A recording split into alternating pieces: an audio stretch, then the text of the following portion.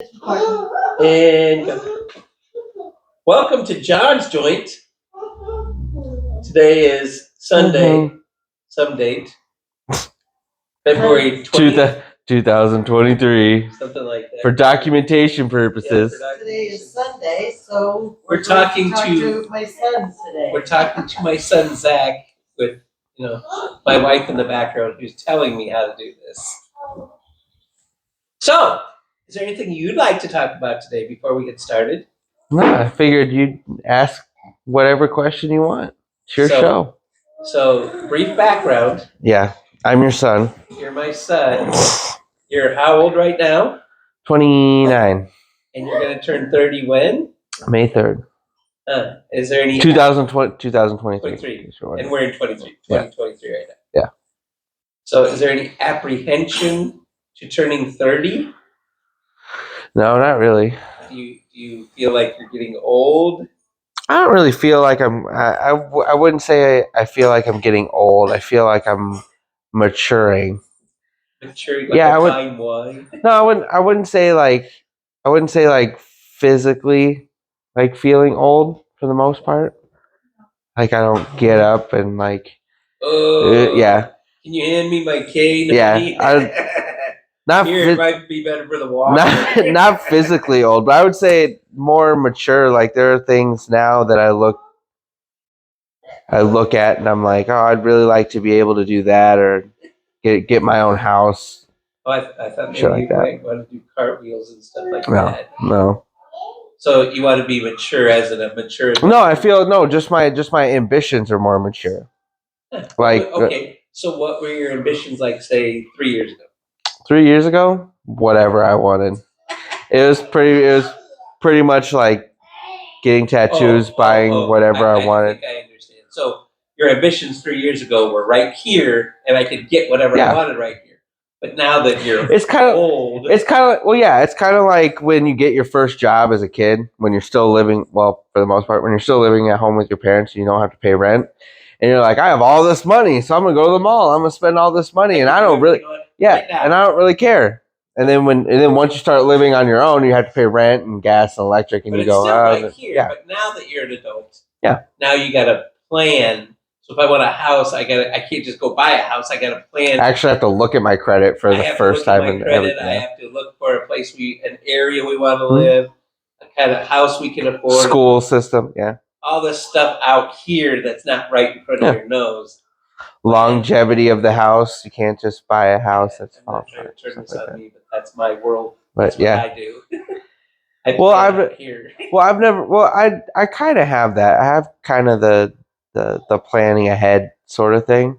There's just as far as what to plan. Like I've always planned ahead as far as like my life. I guess it's just an open scope of like it's not just about me. Yeah. So back to you then. So now that you're not here and you're out here, you mentioned a house. Yeah. Anything else out here? Personally, I would say longevity of my job. There was a time, and Cheryl can attest this, there was a time where I really didn't care about the job I had. So I was like, I don't care if I get fired or not. I can just go find another job. Now, not that it was the best decision to be on salary, but I made that decision based on it's consistent money. And now it's more of looking towards if I'm going to get another job or I'm going to progress in the company that I'm already in, I need a certain amount of money for a salary. I need health insurance. I need this as like this is what I need to move forward instead of well, I don't care if I get fired. I can go work at McDonald's and that's fine with me. Which McDonald's isn't going to manage myself. But that's the problem is that before I didn't care because I was like when I got fired from Psalms. That's kind of how it was. I was like, I worked at the stadium and I was like, I'm good here. Like I like cooking. I making okay money. And then you start to think of stuff. You start to think of future things and you go, okay, I'm I'm okay paying bills. Maturity kicks Yeah. in now. I'm okay paying bills like this. Yeah. But also, I don't have extra money for this or this or this. Yeah. So if I I want would to go back to Disney World, I'm Yeah. need more money than this. Oh my God, that was a struggle going to Disney World for our honeymoon. That was a lot of. Cheryl did overtime, 12-hour shifts for 4 days a week for 3 months, and then we took all of our money from that we made on the wedding, like all the gifts and stuff, Yeah. and we still had to pay even after those two things. We took all of her paychecks from the overtime and bought everything, like the tickets and everything, and then we used what was left, which there wasn't a whole lot from the wedding, to kind of get us there. And then we were basically running the whole time we were in Disney World on like maybe $300-$400, yeah, total. Like we obviously borrowed money from you, borrowed money from her dad just to make it through that week to get back and still pay rent and shit. I got a quick side story about me Yeah. and your mom. When we first went to Key West, Mhm. a great idea, and blah, blah, blah. And the last day, we had, I think, $200 to come back with, which all we had to do was get to the airport and get on a plane. Mhm. I checked my bank account, it's not there. And I got like $25. And I'm like doing oh shit, where did it all go? Where did this money go? Well, I quickly learned that, for each day you're in a hotel, they take incidentals off for each day. And then give it back. Yeah, they give it back. And so I'm frantic and your mom's frantic. And I actually went up to this is just may have told you this or not. I went up to the front desk lady and I wasn't crying, but I was pleading to death with her. And I said, look, here's my story, blah, blah. And within 30 minutes, she had my money back in my account. Yeah, we when we were in Disney World, they which I feel personally that I don't know. I thought that was a lot of fun. But because of how we had lived as far as food goes, it was kind of funny when we did get, because there were 2 days specifically where we were waiting for money in between. Yeah. Either Cheryl getting paid either us getting our paycheck or waiting on money from you and her dad. And it was 2 days specifically. We were drinking a lot of water. No, really, it was we were we did. We reused the soda the soda bottles that we had, filled them up with water in the hotel the day before, and then we used those to when we walked through the park or whatever, because all the drinking fountains were warm water. Yeah. So you don't really want. It's gross. I don't like. She'll just said hot water. Yeah, hot water. And so we found this we found this place. Was it in Hollywood? Not Planet Hollywood, but it was the Hollywood one? It used to be called MGM Studios, but it's Hollywood Studios. Hollywood Studios. We found this place in the Hollywood Studios park that had foot-long hot dogs. Chili cheese dogs, sorry. They're massive. They're like this big, and they're only $5. So for 2 days, it was 2 days because we were waiting. 2 days. That's what we ate. That's what we ate. We went there in the morning, and we like walked around or whatever. And then when it came to lunch, we both got one, ate that, and then when we got back to the hotel, they had a similar thing, but it had a hot dog and fries. It was like a small hot dog and like some fries, and that's what we had for those 2 days. And then once we got money, then we got actual food. So, but think of this though. But it was fun. But it was fun though. That's kind of my point. Is if you had $1 gazillion in your bank account, now you don't have that many memories. That's true. This is your memory a lot of times I've learned over my life that most of the memories that you really remember are your oh shit memories. There are many memories that I have, especially with Cheryl and us going places, like going to concerts and stuff. Our honeymoon specifically, a lot of things didn't go the way that they were supposed to. But because I did especially for our honeymoon, I did plan ahead, but not really, because I was naive in that way. I didn't really know You were right. little things. No, I didn't really know little things like the holding your money over thing for hotels or incidentals or little things that could go wrong or whatever. I was just kind of like, we paid for this. It's where we're. Yeah.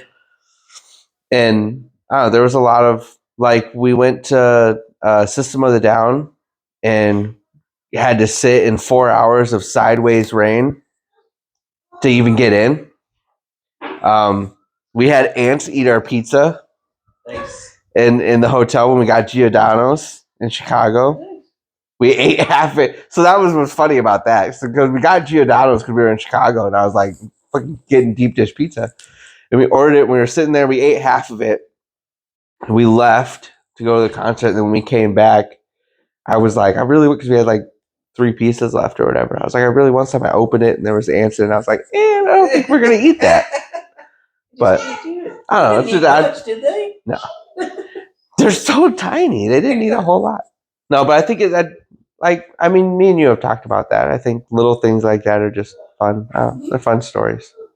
They make memories. Plus, you learn as an adult after stuff like that. Listen, stupid. You're like, don't do this again.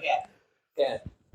Anyway, so again, we kind of got off track of where I was going, but so you grew up to parents John and Lori. yeah, I did. How was that growing up? How was that having us as parents?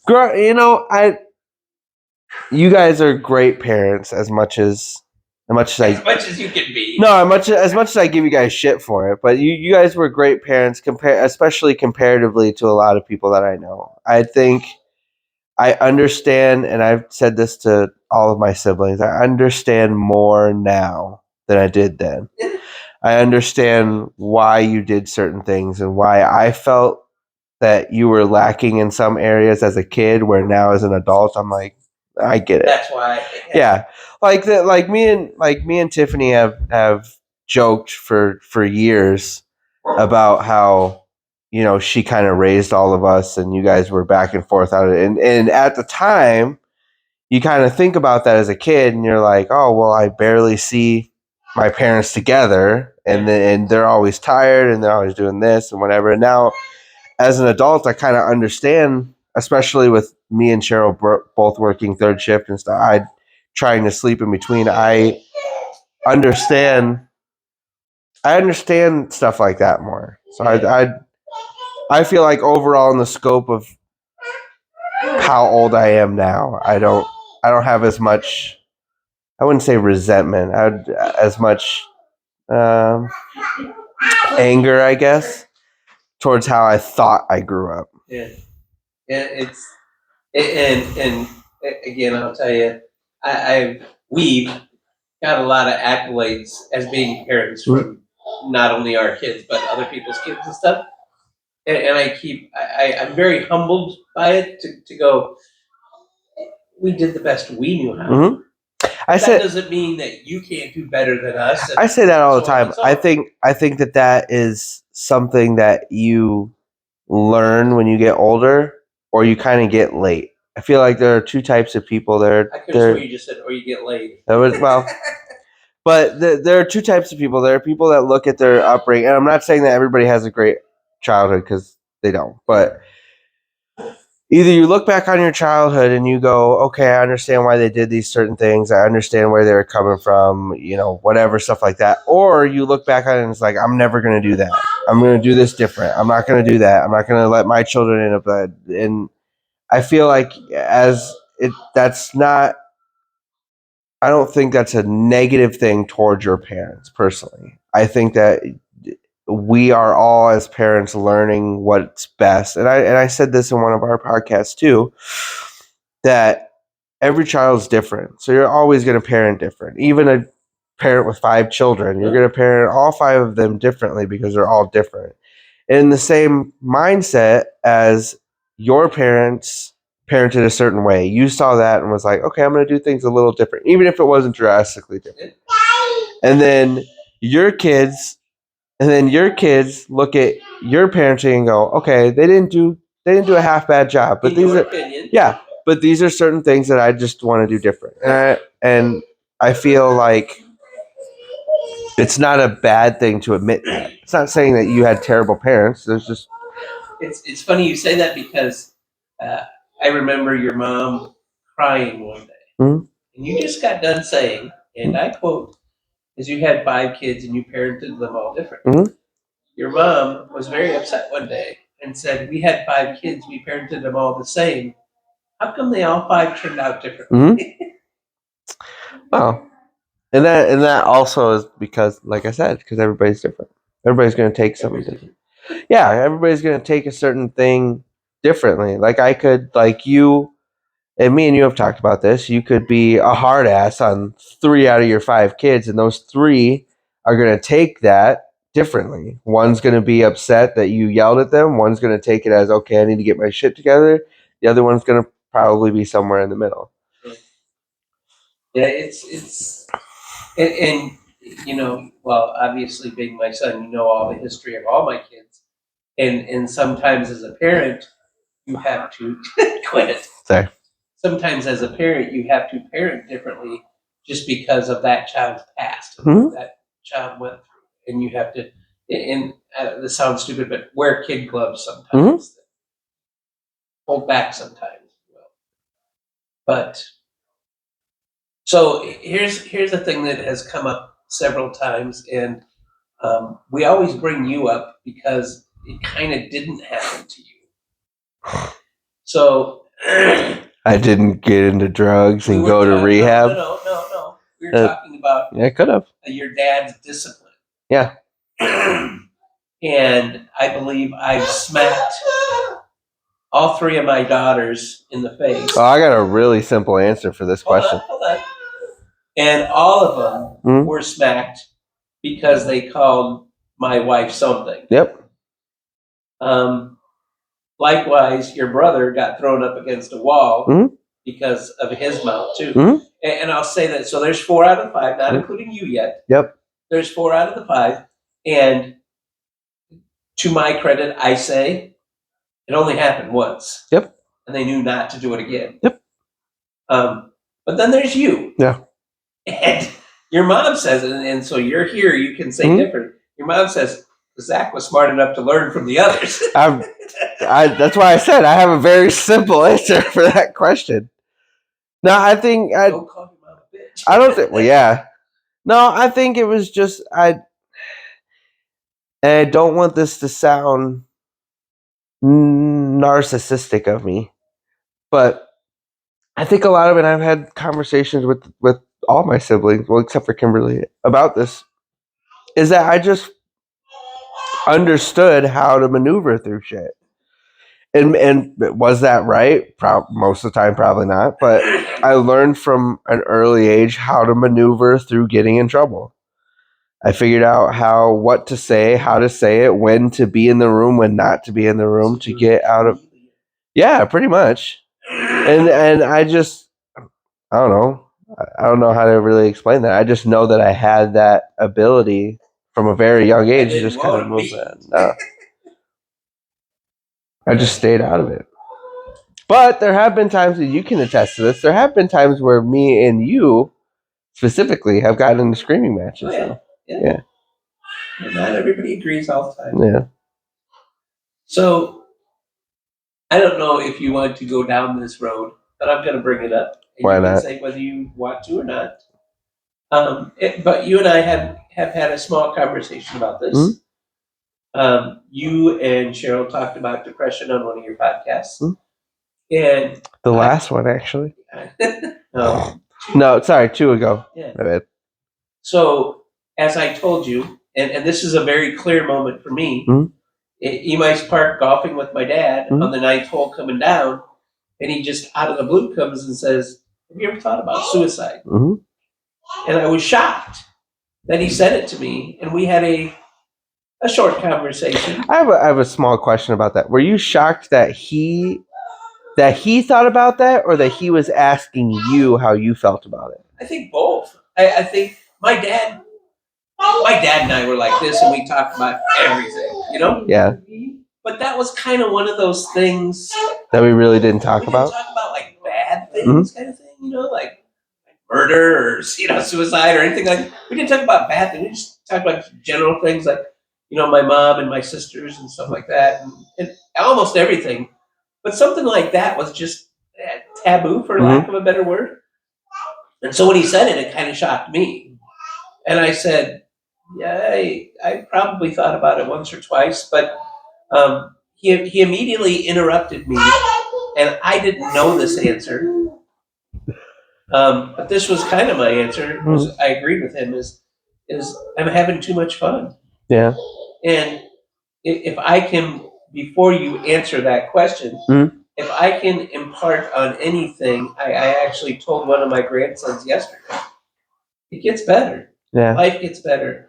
And although you may be in a very shitty moment right now, you have to believe in yourself that life will get better somewhere down the road. So that leads me to you. So, have you had suicidal thoughts? Yes. He brings the microphone. Yes. So you're just gonna say yes? No. Yes, I have. Would you like to explain? Yeah. I really didn't know. I'll step back. It's a lot easier for me to look back on things now and be like, oh yeah, that was it, or like that was, I should have known that. I should have known that then, knowing what I know now. But it's very clear, and I said this on our podcast too. It's very clear to me the time where it hit me, where I knew something was wrong as far as how I thought of things, because I've always been very empathetic, very intuitive, but except for to myself. So I would be, for example, I would have friends that had shitty upbringings, so I would be empathetic to how they were feeling. And then I would go home and I would be upset about it in some way, but it wasn't affecting me really. It was just I would carry that, and it just. I was gonna say you were upset for them. Yeah, pretty. Yeah, and then over time, it started progressing, and then there was a time where I remember sitting in and knowing this now, that this is part of having intrusive thoughts. I was sitting in my room when we were in Davenport still. I was sitting in my room and I had one, it was a knife of some kind. I know it was a knife of some kind, but I was sitting there and I was going, I was thinking, I wonder how deep I would have to cut my arm for it to bleed enough for me not to be able to stop it. I remember having that thought very, very clearly. And luckily I didn't, because I had the ability to be like, oh, that was a shitty thought. But that moment specifically, I remember I was like, might be some normal people like don't think about it, and especially like have the contemplative thought of already having a knife in your hand and being like, So, but then I held on to that a lot, and it was just more of that. And I said this in our podcast, my depression is mainly internal, and as far as like intrusive thoughts, and more internal than outwardly like sad or tired or stuff like that.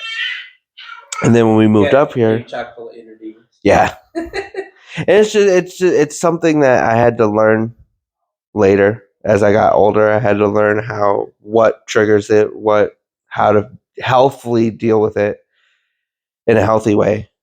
And that it's not. I think the hardest part for me was just to realize that it's not something wrong with me specifically. I think that was the hardest part for me to really, but that was the hardest part for me to really figure out, is that it's not my fault that this is. Oh no, yeah, no. In that way, it's not anything I did wrong or can do differently to kind of make it not there.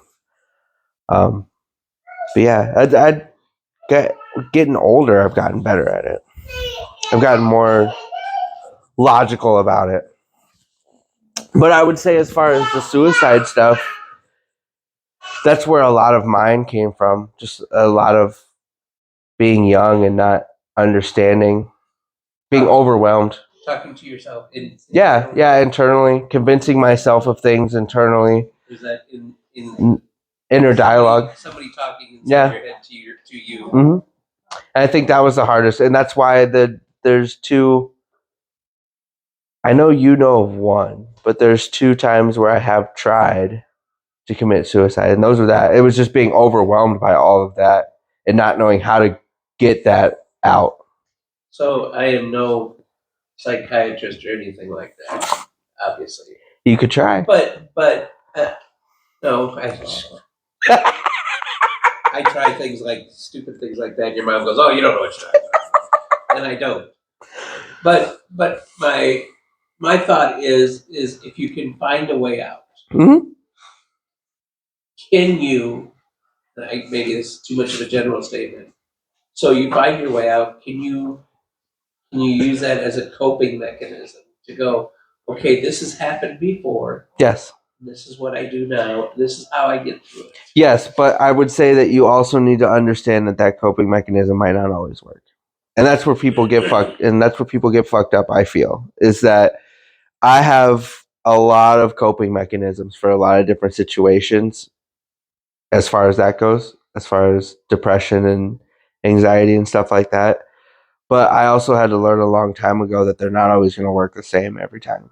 Music is a big part of my life, and it has helped a lot with a lot of different things. But just because I listen to one song and it gets me out of that and it gets me clear and able to do it doesn't mean every time I feel that way I can put on that song. Yeah.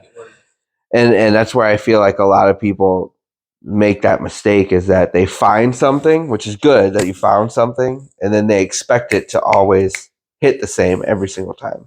It doesn't. So you and Cheryl Yeah. had a talk, and I think we talked about it. That kind of bothered me. Yeah. That she was. I'm paraphrasing, so forgive me if I'm wrong how I say this. So she was talking about depression, and I likened it to Brandon, because it hit home with me about Brandon, that you get into a place of, okay, I know I'm in a depressed state. I know that I could go to a doctor. I know that doctor can prescribe me a pill that will fix me. However, I don't know how secure my job is.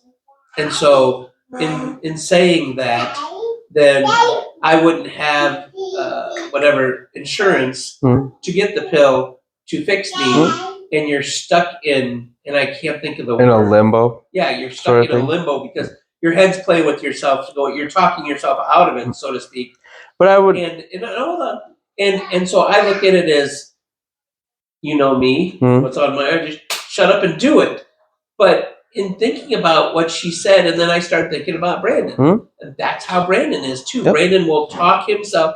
Brandon knows the solution. But Brandon will talk himself out of the solution because he gets, and limbo is a good word, but that's not, it's like you're frozen, like you can't move. I would say to that, I understand where you're going with this. However, I will backpedal into what me and Cheryl were talking about. And the point that me and Cheryl were getting about that is that, yes, you know the reason. You know, I can go to the doctor and get therapy, or I can go get medication or whatever, and that'll fix me. The point is, if you don't learn coping mechanisms, if you are just, there's something fucked up about me, I'm going to go to a doctor, I'm going to get pills, I'm going to get better, and I'm better. And then something happens, like you become homeless, or all your money gets taken, or whatever, and you don't have these other things, and your medication that you've been on for years now is gone. Now you spiral down even more, and whatever that is, it could be any sort of neurodivergent, whatever. Now you spiral down, and you're even worse than you were before, and now you have nothing to help you. And that was mainly the point that we were talking about with that, is that you need to learn coping mechanisms. Well, I feel, and me and Cheryl have talked about this, you need to learn some sort of coping mechanisms before you get medication. Because if you're relying on medication and something were to happen, because as an adult, things happen, then it's only going to hurt you more. Whereas if you have coping mechanism, you have some small thing to fall back on to kind of tide you over until you figure it out. So I liken that to I can't trust anybody but myself. That was my biggest problem And for a I long. get that. That was my biggest problem for a long time. I do. I you know, I look at it too, and I was using Brandon as an example, Mhm. but your mom has taught me. There's no more. There's no more. Oh, gone. Grandpa, would you take care of this, please? Thank you. Thank you. Hey, tea. It's hot. It's hot. In the hot tub. Ooh. Hot. Ooh.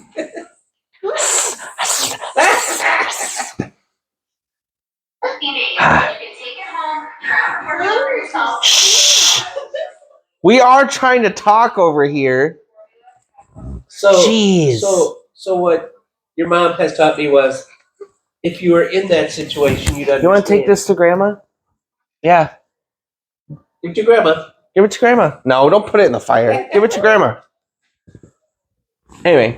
That if you understood it, you would be in that Yep. situation, and I don't, and I clearly admit that. But I'm kind of doing okay. So I had thyroid cancer, and it's all gone, and I have to take a pill every single day. But I can't worry that somehow I'm not going to be able to take that pill. Yes, but it's not a worry, it's just being prepared. It's if you, let's say, for lack of a better example, let's say you knew 2 years from now that they weren't going to have your thyroid pills anymore. Yeah. And the only way that you were going to be able to get those thyroid pills is to pay an extra $500. Yeah. You, being the person that you are, would save up that $500 and get enough to where when you knew within the year that would happen, you would have this money to get it because you want to keep doing it. Correct. That's the same thing as getting coping mechanisms. It's not necessarily and my issue is different, but it's not necessarily I don't want medication. It's in the event I want to be able to still be okay. Yeah. I was. If Brandon ever listens, I was kind of liking it to Brandon because I can't remember. He was telling me and your mom a similar situation where, well, this happens, and if this happens, then this happens, and this happens, and he'd already talked himself out of trying to solve the problem. And I told you my buddy Rock calls and says kind of the same thing with one of his sons, and I go, again, this is my point of view. Where that doesn't work. I mean, just do it. And if something happens down the road, it happens, and then you deal with it then. You don't. I would say that. Again, I understand that I'm not in that situation, so maybe that's why I don't. Well, and that's why I've said this to Cheryl. We've talked about this a lot. I feel like a lot of people are still in that mindset of we deal with this on our own, like it used to be. Like therapy was seen as only crazy people go to therapy sort of thing. Where now I don't need that. Yeah. Well, now it's saw as well. You're just becoming a better person. I look at it as a tool. I look at it as so you have to take a pill is just the same as you have to ask for therapy help. I don't. It's become more normal. Yeah, and I feel like, especially people that have high functioning brains, which your son is one of them. Which is why he's able to have a hour and a half conversation in 5 minutes. For what it's worth, I interrupted. I told your mom that's what Kimberly does. That's what I've seen Kimberly at a very young age. She could think 7 steps down the road, and if I do this, and this is going to happen, this is going to happen, this is going to happen, this is going to happen. She knew. And I feel like for somebody like that, it's a lot harder, especially with things that Brandon's gone through. I feel like it's a lot harder because you're so stuck in, well, if I go get help, then I'm going to do this, and I'm going to have to take time out of my day, and then that time out of my day, I'm not going to be sleeping, and if I'm not sleeping, I'm going to be tired. And if I go to work tired, then I'm not going to have a job, and I'm not. And That's exactly it. yeah, and it's a lot harder, but I also feel, and I've told him this, I feel like at least making that step of trying to figure it out, like even if it's one day, and me and you have talked about this, the fact that there's therapists that you can have at any point. There's an app for that. Yeah, At any time in your convenience just makes it so much it easier. does. It does, because then you're not physically confronted with someone Mhm. asking you a question and you're feeling threatened by, oh, I'm doing something wrong. And although you're just asking me a question, I'm taking it as being threatening, like I'm doing something wrong. Going back to your original question, I would say it took me a long time to really understand two things. It took me a long time to understand that what I had was depression, and it took me a long time to understand that my depression wasn't the same as everybody else's. Because and this goes along with, when me and you talked about it and I got put on medication and stopped taking medication and all of that, is that when me and you went, I got to a point, I remember telling you, I got to a point where I didn't know how to deal with that anymore. And I didn't know how to maneuver through stuff because I was just constantly feeling bad and I needed something. And I said this in our podcast, which I'm really grateful that I did end up doing that, at least for that short amount of time, getting put on medication, because it made me realize, it gave me that little bit of time where I was able to kind of figure things out enough to be like, okay, I think I can do this. I think I can progress on my own. But as far as the depression thing, it took me a while to really understand that me sleeping for 12 hours every single day wasn't just because I was tired. Yeah. Or me having to fight with my head all the time to go to sleep to convince myself of things that wasn't a normal thing. And it took me a long time to realize that depression isn't the same in everybody. That just because my depression works that way doesn't mean everybody else's does. So I told your mom this the other day that I don't think, I'm sure I've been, quote, depressed sometime in my life, but my buddy Rod taught me this. It's all a choice. Yeah. And it's not, I get it, but a lot of times it is. So I was telling her, when I used to try to go to bed at night, I couldn't go to sleep. My head's working a million miles an hour and I couldn't get. And I actually started, I don't know what started me to do this, but for lack of a better term, I came up with a safe word for me. And I'm trying right now to put it on a plaque that I'm going to put next to my bed. And once I say that safe word to myself, I'm out like that.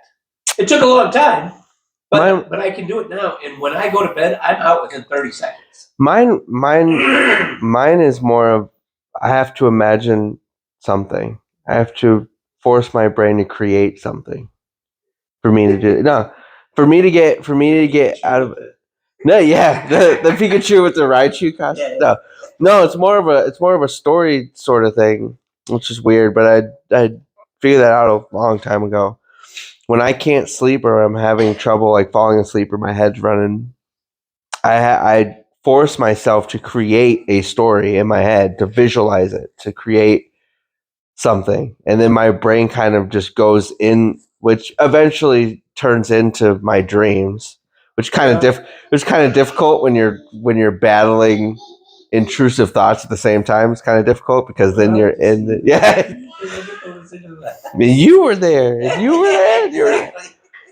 But so I, just for what it's worth, and again, it took me a little while to get there, and I kind of came up with it myself, but it works for me. That word is decompress. Decompress. And when I go to bed, and again, it didn't happen overnight, but I repeat every single night, decompress. And I go up to bed every night, and 30 seconds I'm out. And I sleep a good sleep a good 5 hours. 4. 4 to 5 hours, and then but yeah, but I'm wondering if that. What you doing?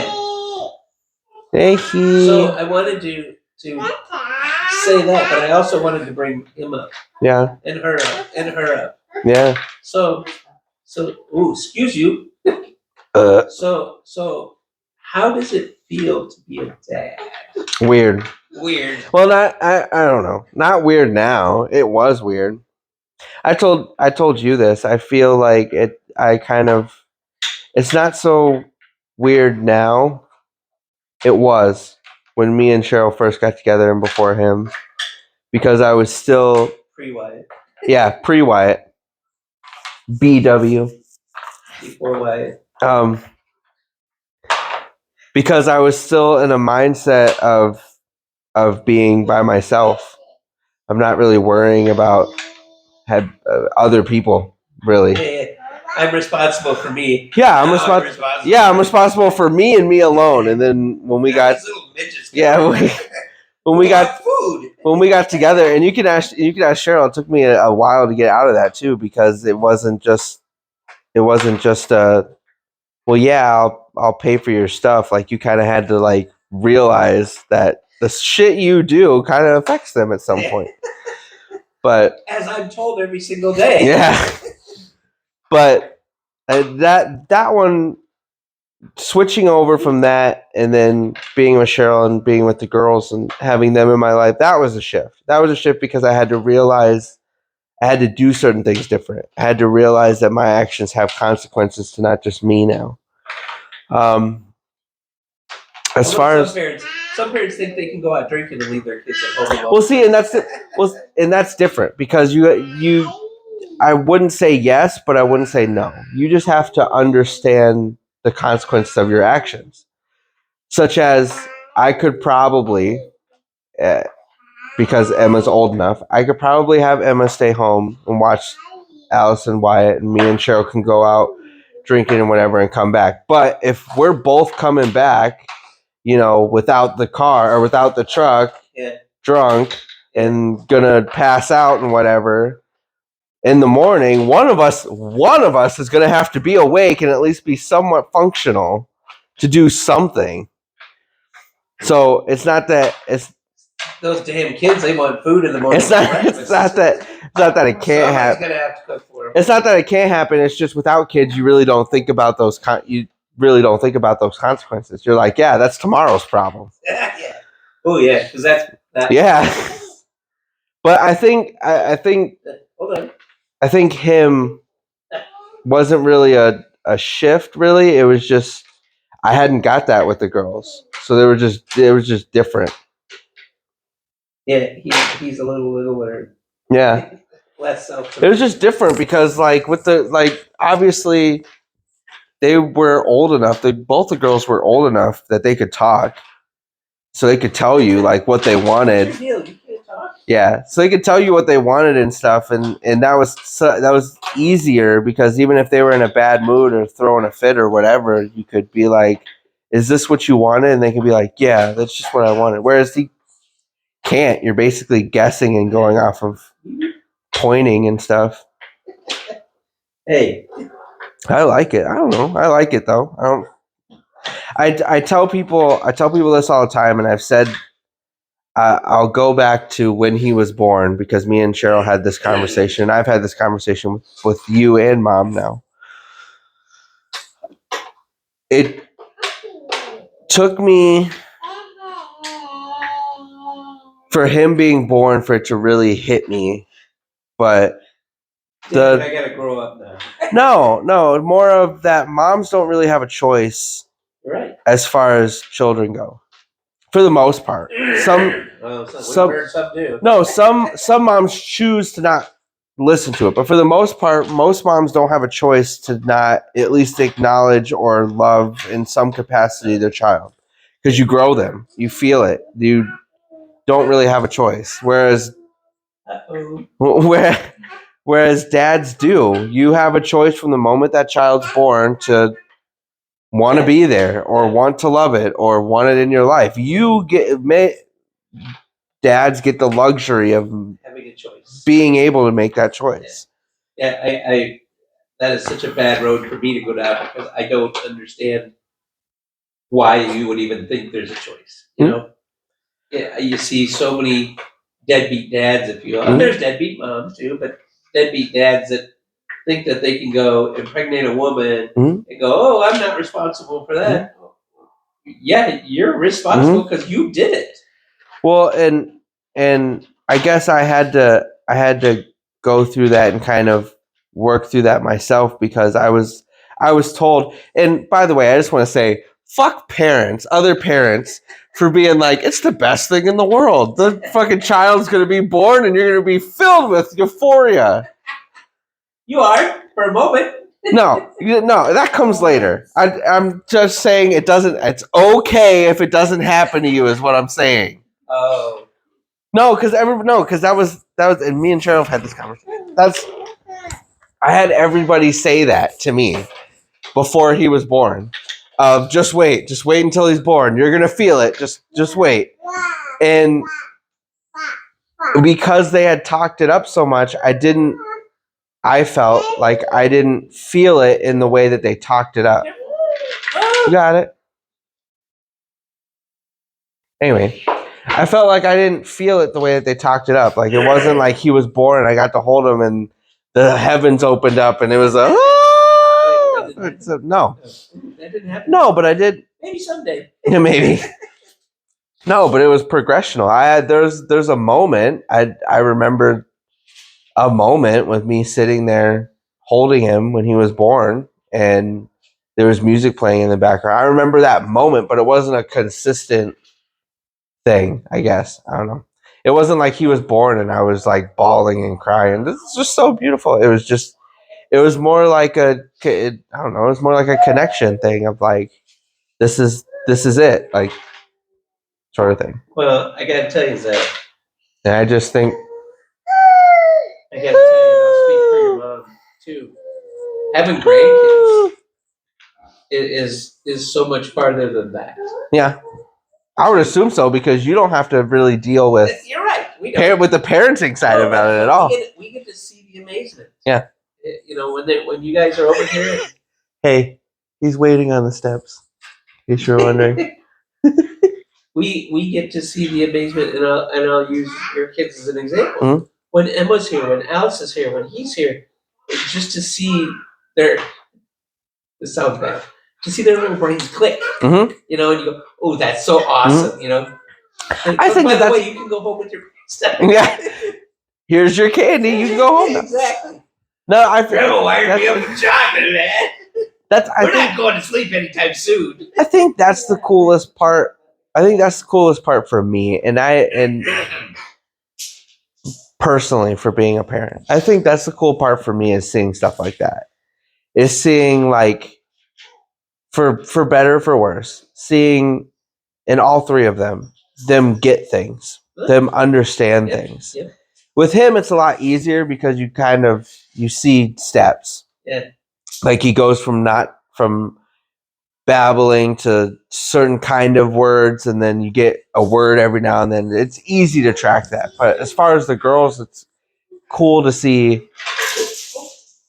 mental things. Yeah. That's the part that I like. Like Emma knowing how her brain works and being able to admit certain things about how her brain works without being diagnosed or without people being like, you should feel this way. And Alice the same way, her being able to recognize there was a time where she couldn't recognize why she was doing certain things. Like she would just get upset or she would just like be angry about things. And now for the most part, she can at least be like, I didn't like that or whatever. Yeah. And that kind of stuff. This is why. Yeah, and that kind of stuff is cool. Yeah. I like that. So, no more kids in your future. No. Unless you're adopting. Or actually, my wife said that I can have more kids that just can't be with her. Yeah, but again, we talk. Now there's the other responsibility that other mothers would want money from you. Yeah. And you got to deal with the yeah. If I were you, I'm just telling you, my opinion. just adopt. Just my opinion. Don't go down that road. Yeah. It's not worth it. No, honestly, I've told Cheryl this and maybe, but I mean, I'm not in a negative way, but I'm good right now. I can understand that. Yeah. You know what? It's funny you say that because before we adopted the kids, your mom and I said that was, yeah, we're good. We're We got done. a boy and a girl, you know? And I go have a vasectomy, Mhm. and then she had to get a hysterectomy because of cancer, and you know what? So we got. So we're good. We got a boy and a girl. We got one of each. We're good.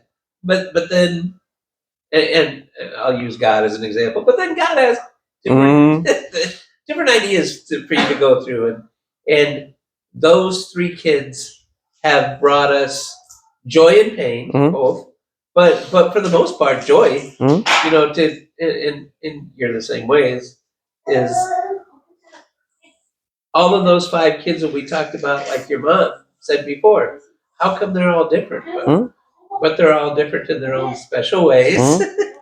And it's you know, to what Tiffany's doing now, all the way down to what Kimberly, you know, wanting to play softball because her dad did, but then to actually see her go out and do it, and I think they won a tournament, and not just a one-time thing. I think that was the thing that got me about Kimberly is that it wasn't just a one-time thing. It wasn't like a. And it wasn't just to appease. It might have been to appease me in the beginning. Yeah. But then she got it, and she that's what I was saying. doing it, and then she started having successes at it, and that, as a parent, is just blows you through the roof. It really does. So I would. I want to ask you a really honest question. If you don't want to Do answer, I have to answer honest, or can I lie to you? You can lie to me all you want. I know the answer, so you can lie to me all you want. But It's rhetorical. would you say, and this is not a setup, so don't overthink it. Okay. Would you say that all of your decisions as far as moving or things like that were for your children, or were they for you? Right here, purely selfish for me. And I say that because that's a bad way to respond to that. Because, and no disrespect to your mom, but I had a lot of weight on my shoulders that I have to make this amount of money to pay the bills that here, and here that your mom didn't pay. So she pays these and I pay these, and I can't pay mine if I don't do that. And you know that I've come to a point where I didn't have a job, and the weight on your shoulders is now 100 times more. And if you were listening to that, you know, that Jody had said to me, sometimes you have to move to get where you want to be. And that's what I had to do. And, you know, I didn't want to make fun of, because that's the bad way to say it, but I know a lot of people in the West End of Davenport that wouldn't move for the life of them. So say you're making $20 an hour, but you could move to Green Bay and make $40 an hour, and your expenses are roughly the same, and blah, blah, blah. Would you do it? And I'm wondering how many people out of 100 say would or wouldn't. You know, I can't leave because of this, and I can't leave because of this. And you start making excuses, and you don't see that maybe there's a positive to all of it. And thankfully, I did, and I took a leap of faith. And your mom and I had talked about that too. Our first move, when we moved to St. Louis, it became much easier after that. Left? Yeah. How much? Until it shuts off? How much? Oh, How much? 3 minutes. Quickly. When we made that first move to St. Louis, we, like you said, living off shitty food and, you know, barely making ends meet. But it gave me the ability to go, okay, I see a light now. And now I'm moving to Des Moines.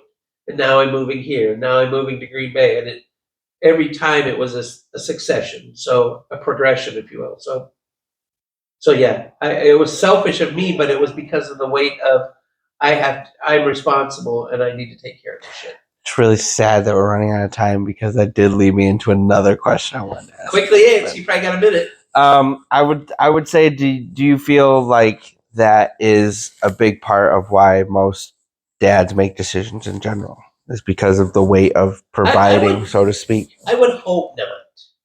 I mean, it does play a big, huge part that I'm trying to protect my family, to provide for my family. But I would hope somewhere that somebody's better than me and saying, I need to do whatever I need to do for my children and not me. My thing is, the only reason why I asked that is because I would say that a lot of dads need to realize that good enough is good enough. That I know that there's a weight of I need to provide more money, more things, and that are you paying rent? Do you have a house? Are they being fed? There's a lot of people Like that there's can't some do that. there's some times where good enough and being able to see your children and stuff is better than providing them all the toys and money in the world. You're right. Whereas most dads just feel that weight and go, I gotta go. I gotta do better. So that's my hour. Yeah, just my opinion. Is it done? You have 1 more minute. One more minute? Yeah, 1 more 60 seconds. Okay, 60 seconds, go. You have like 1 minute and 42 seconds. So I will say, and I'll use him because he's right here right now. I would say anybody listening to this needs to find the joy in their life and be happy. And 5, give you 5, and stuff like that. That's the joy that everybody should be able to feel. Yeah. And if you don't find it, Pa. so Let's say bye. you say bye-bye. Hello. Say bye. Hello. Hey, this thing- Bye. Bye. All right. Well, thank you for joining me today. Yeah, no problem. Maybe- Good job, Wyatt. You did good. Maybe we can do this again sometime. Yeah, maybe. Maybe we can discuss Go get music him. or something. That'd be fun. Go So, get him. bye. Go get him. 5. Oh, psych. Thank you. All right. Well, that's it. That's all you get. Tell your engineer to turn the camera off now. Engineer, turn it off.